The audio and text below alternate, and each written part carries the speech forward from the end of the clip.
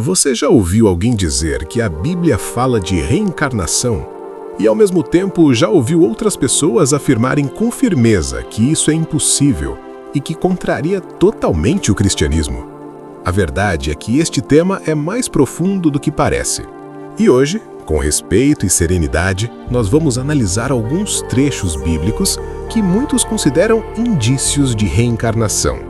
E, ao mesmo tempo, entender como a interpretação cristã tradicional lê esses mesmos textos.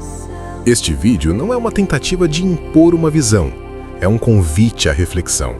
Porque quando buscamos a verdade com humildade, o diálogo se torna luz. Antes de começarmos, precisamos deixar claro um ponto importante.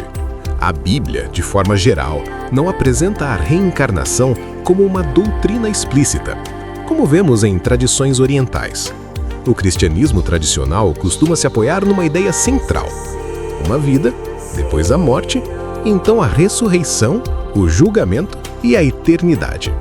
Já o espiritismo compreende o caminho do espírito de forma diferente. Deus, em sua justiça e misericórdia, permitiria ao espírito múltiplas existências para aprendizado moral, reparação, evolução e crescimento interior. Duas leituras, duas tradições e um ponto que deveria ser comum a ambas: o desejo sincero de compreender o que Deus quer de nós e viver melhor. E agora vamos aos trechos bíblicos. O primeiro caso, talvez o mais conhecido e mais forte dentro deste debate, é o caso de João Batista e o profeta Elias. No Antigo Testamento, no livro de Malaquias, existe uma profecia marcante. Deus diz que enviaria Elias antes do grande dia do Senhor. E então, no Novo Testamento, ao falar sobre João Batista, Jesus afirma algo impressionante.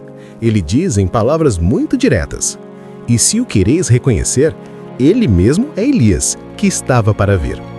Mais adiante, quando os discípulos perguntam sobre Elias, Jesus responde que Elias já veio e que não o reconheceram. Quando lemos isso, é natural surgir a pergunta: Jesus estava dizendo que Elias voltou? Elias reencarnou como João Batista? A visão espírita costuma interpretar esta passagem como um indício muito claro de reencarnação, porque a identificação é direta, e Elias seria um espírito que retorna ao mundo para cumprir missão profética. Mas a interpretação cristã tradicional responde de outra forma. Ela afirma que João Batista não seria Elias no sentido literal, como alma que retorna. João teria vindo no espírito e poder de Elias, como diz o Evangelho de Lucas. Ou seja, a missão, o simbolismo, a força profética seriam a mesma, mas não seria a mesma pessoa voltando. E aqui percebemos algo importante. Às vezes, o debate não é sobre o texto, é sobre a chave interpretativa que cada tradição utiliza. Passemos agora ao segundo caso, talvez o mais intrigante: o episódio do cego de nascença. O Evangelho de João narra que Jesus e seus discípulos encontram um cego de nascença, e então seus discípulos fazem uma pergunta que por si só já merece reflexão. Rabi, quem pecou, este ou seus pais, para que nascesse cego? Essa pergunta é realmente profunda. Porque se ele nasceu cego, como poderia ter pecado antes de nascer? Por que os discípulos levantariam essa hipótese?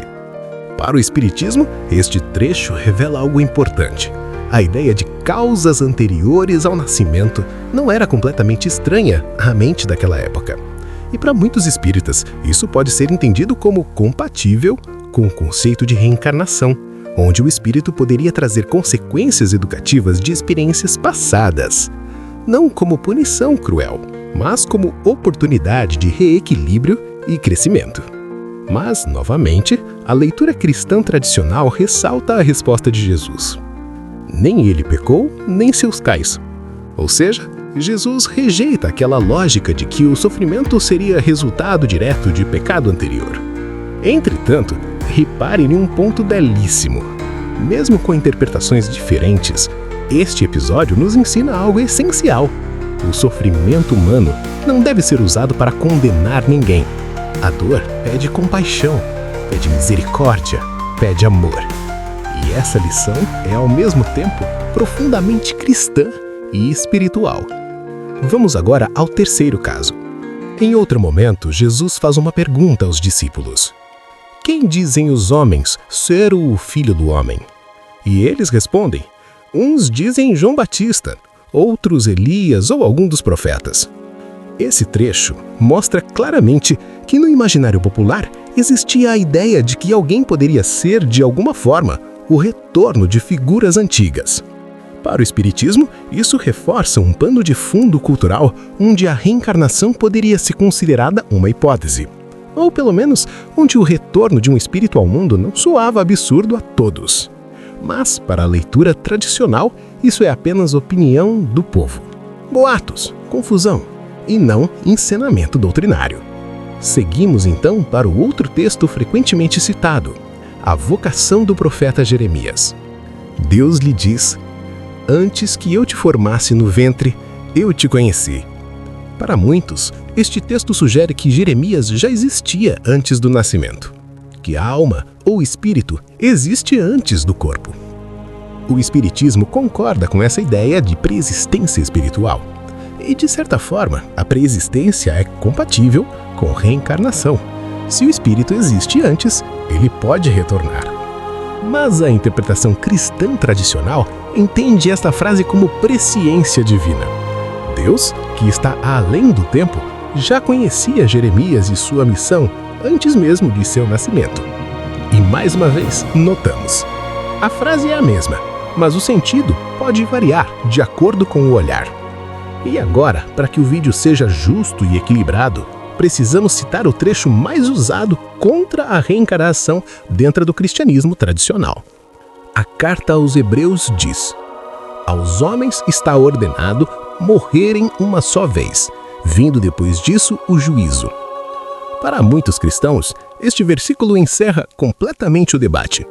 Já no Espiritismo, este texto é compreendido de outra forma. O espírito morre uma vez, em cada existência. Ou seja, cada encarnação termina com uma morte seguida de avaliação e continuidade da vida espiritual. E além disso, o Espiritismo não nega a responsabilidade moral, nem o conceito de justiça divina. O que muda é o processo, não como condenação eterna, mas como caminho educativo contínuo rumo ao bem. Então, afinal, existe reencarnação na Bíblia? A resposta dependerá da tradição e da fé de quem lê. O cristianismo tradicional dirá: não, a Bíblia ensina a ressurreição, juízo e uma vida única. O Espiritismo dirá: a reencarnação não é explicitada como doutrina formal, mas existem indícios e passagens compatíveis, principalmente no caso de João Batista e Elias, e também na lógica implícita de certas expressões do texto sagrado. Mas talvez a pergunta mais importante não seja apenas essa. Talvez a maior pergunta seja: como viver de forma mais próxima do Cristo? Com mais amor, mais perdão, mais humildade, mais caridade. Se você gostou desse vídeo, deixe o like e se inscreva no canal Diálogos Espíritas e compartilhe com alguém que você ama. E que a paz do Cristo e a luz de Deus nos inspirem, hoje e sempre.